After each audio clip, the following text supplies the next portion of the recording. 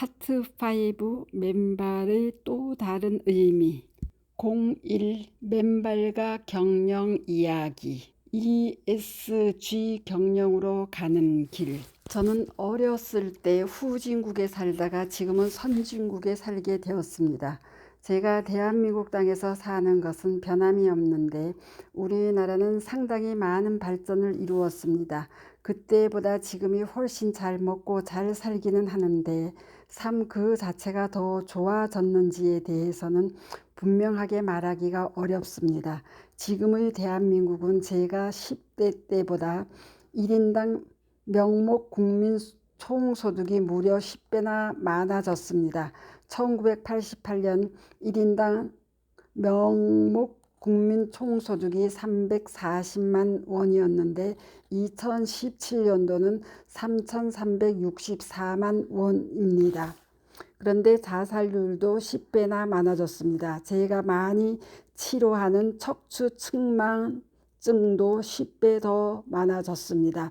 뭔가 좀 이상하지 않습니까? 10배나 잘 살게 되었습니다. 그런데 10배나 많이 죽어갑니다. 아이들의 척추는 10배나 더 휘어지고 있습니다. 거기다 젊은 이들은 결혼도 하기 힘들고 했더라도 더 이상 아기를 낳으려고 하지 않습니다. 뭔가 이상한 사회 같지 않습니까? 돈을 많이 벌고 잘 살면 장땡이야 라고 믿고 다들 학교에서도 회사에서도 심지어는 가정에서도 모두들 그렇게 밀어붙입니다. 그런데 뭔가 좀 이상한 것 같습니다. 뭔가 앞뒤가 안 맞는 느낌입니다. 열심히 살고 많이 죽어가는 이상한 우리 사회가 좀 더 안전하고 평화롭기를 바랍니다. 저는 이렇게 이상한 사회가 맨발 걷기를 통해서 사회적인 안정망을 확보하고 다음 세대에게 좀 더 평화로운 미래를 물려줄 수 있다고 확신합니다. 맨발로 수성못이나 앞산 자락을 걷고 있다 보면 다들 서로 좀 더 편안한 낯빛으로 그 순간을 즐기는 사람들을 많이 만납니다. 맨발로 걸으면 자기만의 속도가 중요하지 경쟁은 전혀 중요하지 않습니다. 맨발로 걷다 보면 우리 모두가 지구와 접촉해 있다는 느낌이 듭니다.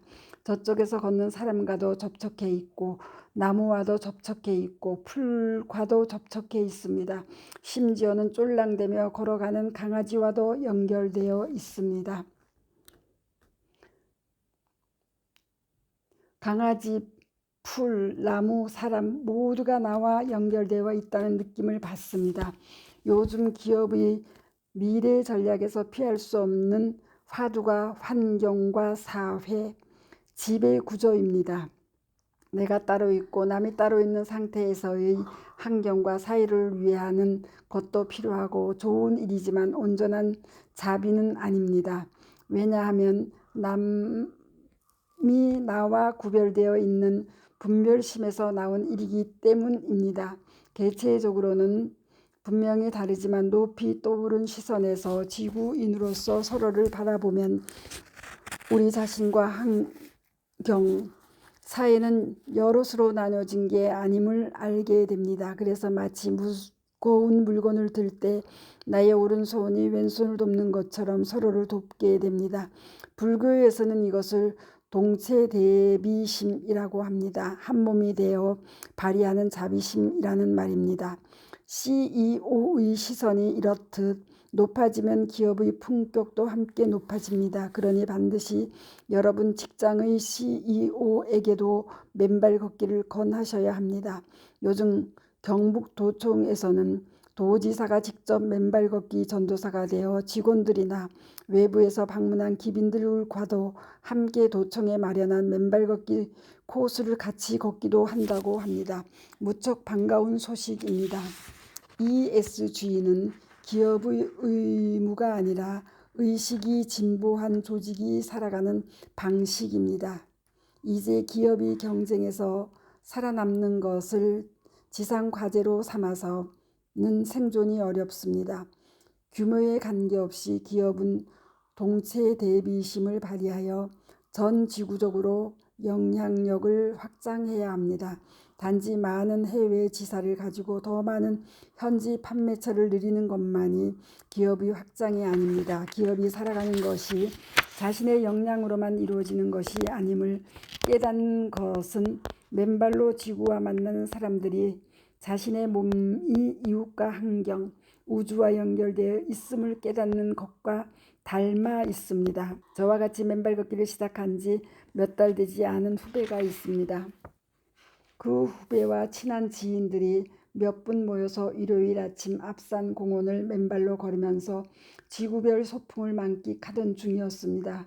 그 후배는 맨발로 걷다 보니 바닥에 박혀있는 유리 조각이나 비닐봉지 등이 마음에 걸렸던 모양입니다. 맨발로 걷다 말고 깊이 박힌 유리 조각을 파내어 들고 산을 내려왔습니다.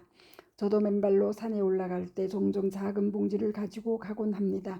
인간에게 많은 것을 그저 베푸는 지구의 한 귀퉁이에 박힌 상처를 치유하려는 것이죠.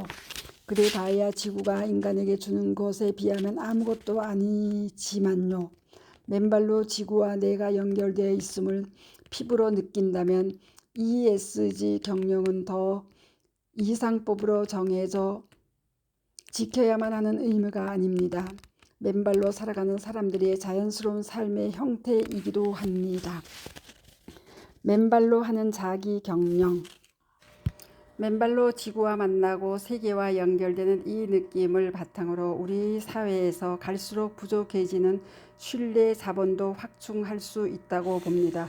바로 옆자리에 있는 친구가 나의 경쟁자라는 인식을 심어주는 학교 시스템은 평화로운 소풍을 전쟁으로 만듭니다. 그렇게 학교를 졸업하고 취업 전선에 뛰어들고 겨우 취직을 하고 나면 다시 승진을 위해서 동료를 경쟁자로 여기게 되기도 하죠. 이런 분위기에서 살면 자신이 늘 전쟁터에서 전투하고 있는 사람이고 눈앞에 보이는 사람은 적이라는 느낌을 갖게 됩니다. 이런 분위기에서 창의성은 어림도 없는 이야기입니다. 언제나 교감 신경이 항진되어 소화도 잘 되지 않고 스트레스가 잔뜩 쌓여 깊은 잠도 자기도 어렵습니다. 늘 뒷목과 어깨는 단단하게 굳어있고 그런 스트레스를 해소하기 위해 달달한 음식이나 술을 찾는 늦은 밤 침대에 누워 스마트폰으로 이런저런 영상들을 보게 됩니다. 결국 체력은 바닥나고 만성염증이 생기며 고혈압, 고지혈증, 당뇨와 비만 등 생활습관이 무너지면서 생기는 다양한 병들이 일상이 되고 맙니다. 이것은 평화로운 소풍날을 전쟁터로 만들어 놓은 대가를 치르는 것이나 마찬가지입니다. 최근에 있었던 초등학교 어느 선생님의 안타까운 소식. 어린 학생들이 극단적인 선택, 세계에서 가장 높은 노인 자살률을 보이는 꽤 잘 사는 나라, 이런 아이러니한 사회는 어쩌면 연결이 끊어진 사회의 단면을 보여주는 것 같습니다. 이 문제는 국민소득만 높이 올라간다고 해결될 것 같지는 않습니다. 우리가 환경을 돌보며 후손들에게 더 평화로운 세상을 물려주면서도 지속적으로 성장하려면 맨발로 지구와 만나는 것이 필요합니다. 그러기 위해서 많은 지자체들이 맨발로 걸을 수 있는 안전한 환경을 좀 많이 만들어 주시면 좋겠습니다. 심장이 빨리 뛰는 것을 두근두근 한다고 합니다. 그런데 연결이 부족한 사람은 평소 다른 사람과 세상을 불안하게 바라보며 여기가 마치 전쟁터 같다고 느낍니다. 이런 느낌을 갖는 사람은 자기도 모르게 두근두근하면 불안하다고 해석합니다. 반면 연결이 잘 되어 있는 사람은 두근두근하면 설렌다고 해석합니다. 저도 보통 때는 새로운 사람을 만날 때나 낯선 환경을 만날 때 들려오는 두근두근하는 심장의 소리를 설렌다고 해석합니다. 그러면 얼굴에 가벼운 웃음과 긴장이 함께 하지요. 그러다가 몹시 힘든 날이 늦가을 첫서리처럼 문득 찾아옵니다. 그럴 때는 저도 이 세상에 아무도 나와 연결된 사람이 없는 것 같은 느낌이 들기도 합니다. 그땐 아침 일찍 맨발로 지구와 만나러 갑니다. 고요한 마음으로 지구와 접촉합니다. 나의 근원이고 언젠가 내가 돌아갈 고향 같은 지구의 품과 맨몸으로 만납니다.